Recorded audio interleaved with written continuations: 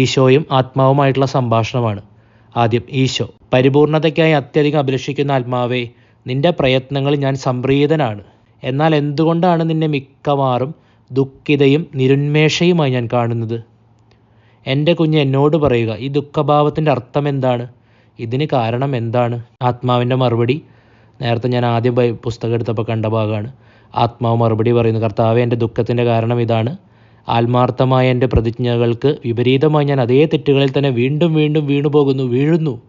പ്രതിജ്ഞ എടുക്കുന്നു, വീണ്ടും വീണു പോകുന്ന ദുഃഖം നമ്മൾക്ക് പലർക്കും ഉണ്ട്. പ്രഭാതത്തിൽ ഞാൻ പ്രതിജ്ഞകൾ എടുക്കും, എന്നാൽ സന്ധ്യാസമയത്ത് നോക്കുമ്പോൾ അവയിൽ നിന്ന് ഞാൻ എത്ര അകലെയാണെന്ന് മനസ്സിലാക്കുന്നു. ഈശോ പറയണം: എൻ്റെ കുഞ്ഞെ, നിന്നിൽ തന്നെ എന്താണ് നീയെന്ന് നീ കാണുക.